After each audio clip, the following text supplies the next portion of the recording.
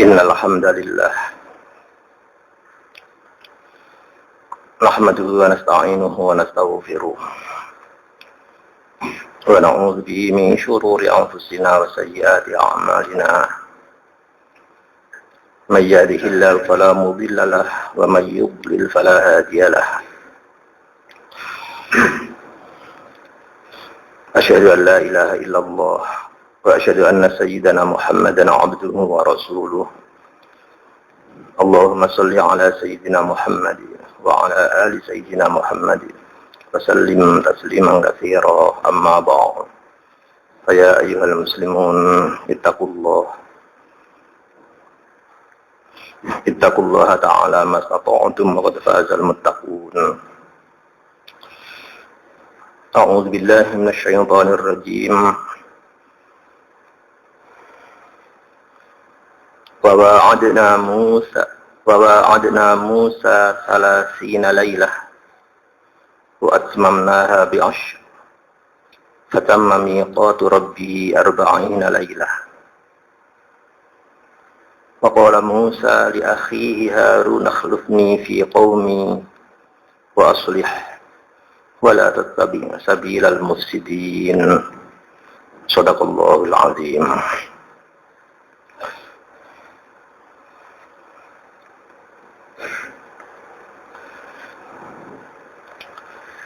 Ini sesi yang ke-17 tentang Al-Barakat fil Qur'anil Karim, menyangkut pribadi Nabiullah Musa alaihi salatu wassalam. Khutbah yang lalu disampaikan betapa Nabiullah Musa alaihi salatu wassalam harus berguru kepada orang yang lebih hebat, Nabiullah Khadir alaihi salatu wassalam.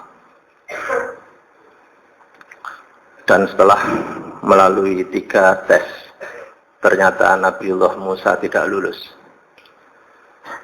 3 soal diberikan dan semuanya dinyatakan tidak lulus. Meskipun demikian, Nabi Musa tetap menjadi utusan Allah yang bagus. Masih bisa berprestasi dalam kenabian dan kerisalahan. Itu artinya orang menjadi pimpinan yang top, yang hebat, tidak harus melalui jalur formal, pendidikan formal.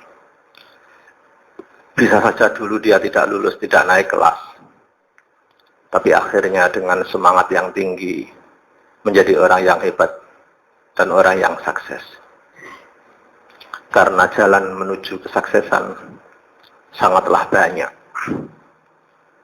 Salah satunya yang paling resmi, yang paling nyata adalah pendidikan formal.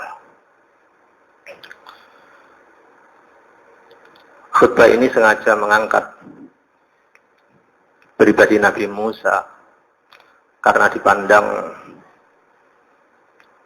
satu nabi inilah paling banyak di blow up dalam Al-Quran dalam beberapa versi. Banyak ayat-ayat dihabiskan karena mengangkat cerita Nabi Musa dengan berbagai gaya, terkait dengan kependidikan, terkait dengan ilmu. Selain berguru kepada Nabi Khadir, pada Al-A'raf ini menunjukkan betapa Nabi Musa harus menambah pengetahuan lagi. Dan itulah yang dituntut oleh Allah. Allah sendiri yang menyuruh Nabi Musa agar meninggalkan kaumnya demi beraudisi, demi untuk ngangsu kaweruh lagi, meningkatkan kecerdasan intelektual dan ketajaman spiritual di Gurun Sinai. Dengan kalender yang ditetapkan penataran selama 1 bulan, bahwa adna Musa 30 lailah. Tapi ternyata setelah melalui penataran 1 bulan atau 30 lailah, 30 malam, Rupanya Allah memandang hasilnya belum memuaskan. Allah memandang Musa dianggap belum lulus, belum punya bekal yang kuat, sehingga dipandang perlu untuk menambah 30% kalender lagi. Maka wa atmamnaha bi asyr, ditambah sepertiga dari kalendernya lagi, ditambah 10 malam lagi, sehingga total seluruh audisi, jumlah hari pada saat beraudisi di Gurun Sinai, bagaimana Allah mewejang di situ, sempurnalah menjadi 40 hari, 40 malam. Fatamma miqatu rabbih arba'ina lailah. Perlu diketahui bahwa sesungguhnya yang sering beredar kisah Nabi Musa itu yang paling monumental adalah kemukjizatannya. Bagaimana keadaan terjepit melawan tirani Fir'aun, tiba-tiba laut terbelah dan Fir'aun tenggelam. Sesungguhnya peristiwa itu memang peristiwa besar, tapi justru tugas intelektual, justru tugas risalah, tugas dakwah Nabi Musa pasca habisnya tirani Fir'aun itu jauh lebih berat dan lebih panjang. Bukan berarti setelah Fir'aun itu habis, itu Nabi Musa lalu mati, tidak. Masih hidup beberapa tahun lagi, membina Bani Israel sebagai bangsa yang paling rewel di dunia. Begitu cerewetnya, begitu rewelnya, dan begitu membantahnya, maka Nabi harus lebih pinter, harus lebih cerdas, harus lebih jagoan segalanya. Sehingga meskipun sudah dibekali dengan kitab Taurat, tapi masih perlu berguru lagi. Setidaknya ada dua hal yang bisa dipetik pada ayat ini. Pertama, seseorang di dalam hidup itu itu harus mempunyai planning, mempunyai target. Seperti Tuhan mencanangkan Nabi Musa harus berguru selama 30 malam. Kemudian barangkali ada resiko kegagalan, ditambah 10 hari lagi sehingga 40 hari. Itu namanya hidup yang efektif. Hidup yang memanfaatkan umur itu betul-betul produktif, terprogram, sehingga capaian itu nyata. Untuk itu sekolah-sekolah yang menjelang ujian negara itu mesti ditambah kursus, ditambah begini untuk menambal kekurangan dari program awal. Itu betul. Mohon maaf, kenapa harus ada limit waktu yang dimanfaatkan secara bagus? Begini, hidup itu adalah prestasi. Prestasi tidak harus dicapai dengan panjangnya umur, tidak harus dicapai dengan lamanya pesantren, tidak harus dicapai dengan panjangnya bergelut dalam persoalan itu. Tetapi bagaimana memanfaatkan umur itu menjadi paling produktif. Di dalam ibadah, ada orang Muslim yang pandai memanfaatkan umurnya secara produktif sehingga bisa mencapai pahala yang berlimpah walaupun umurnya pendek. Ada orang yang gelimbang-gelimbung, umurnya dawa, tapi tidak prestasi. Adakah umur itu produktif? Saya ambil contoh satu saja tentang pahala sholat. Kita tahu kalau kita sholat sendirian, itu ganjarannya siji. Tapi kalau berjamaah, pahalanya 27. Wakila 25, seperti yang tertulis dalam hadis di atas mimbar ini. Bisa dibayangkan, walaupun seseorang itu umur 90 tahun, kalau sholatnya tidak pernah jamaah, ya dapat pahala, iya oleh ganjaran. Tapi hitungannya situ-situ. Zuhur siji, asar siji, maghrib satu, isya satu, subuh satu. Ada orang yang umurnya pendek, sebut saja cuma 30 tahun, 40 tahun, 35 tahun, mati. Tapi selama itu dia jamaah terus sholatnya. Dari segi matematik, untuk penghitungan amal atau pahala sholat saja, walaupun dia berumur 30 tahun, tapi 30 tahun kali 27 jauh lebih besar prestasinya dalam segi sholat dibanding umur yang 90 tahun. Sama dengan prestasi-prestasi kepangkatan dunia. Ada orang sampai tua di kantor itu pancet, pesuruh, TU saja. Terus gak mundak-mundak belas. Itu karena seniornya, karena lamanya. Tapi ada orang yang mudah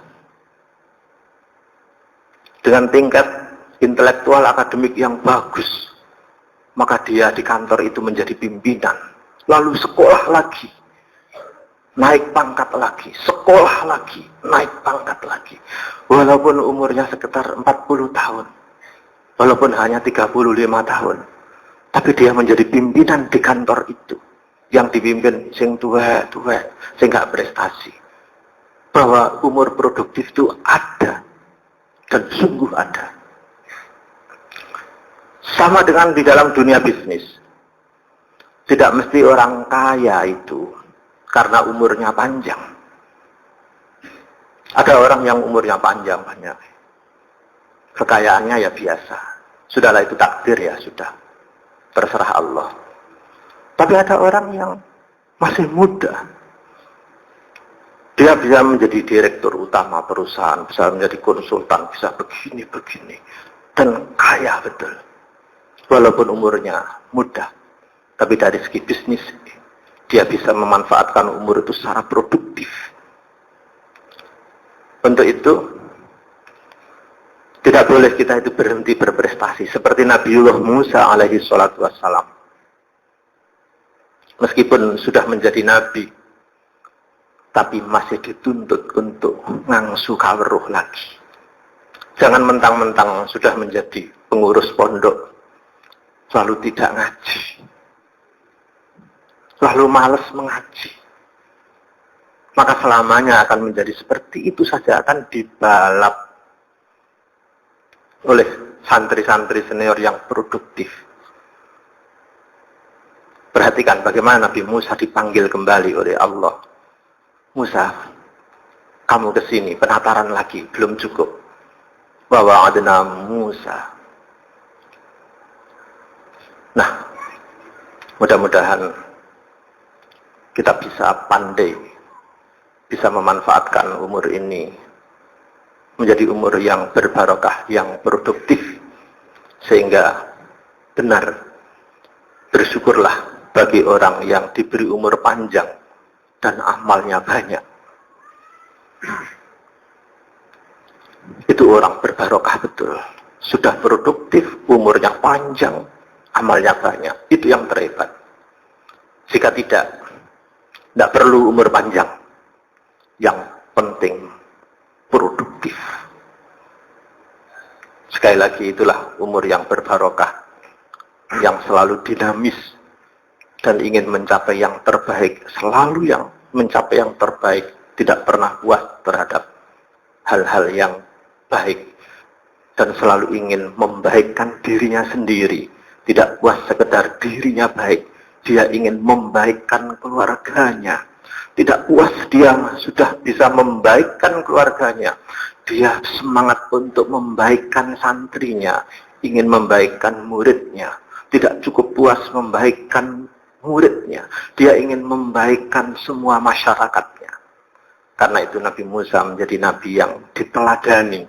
Bahkan di dalam peristiwa Al-Isra wal Mi'raj, Nabi satu inilah yang sering diminta pendapat yang dirujuk oleh Nabiullah Muhammad sallallahu alaihi wasallam.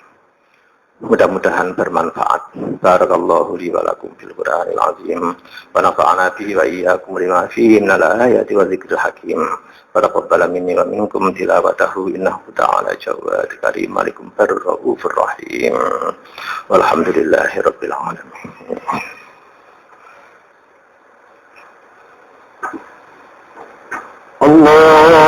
اللهم صل على سيدنا محمد وعلى آل سيدنا محمد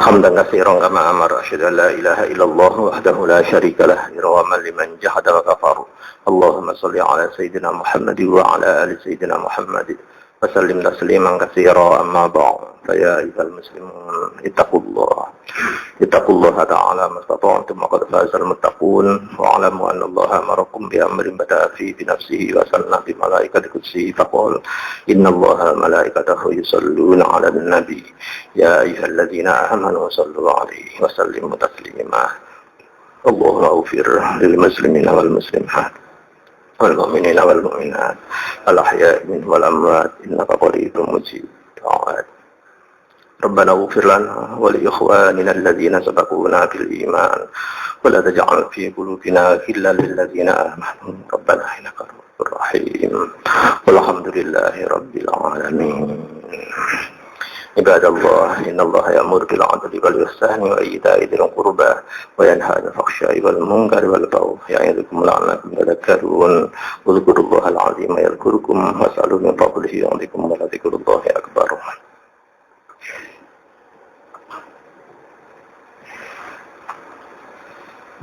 الله أكبر الله أكبر أشهد أن لا إله إلا الله أشهد أن محمد رسول الله حي على الصلاة حي على الفلاح قد قامت الصلاة قد قامت الصلاة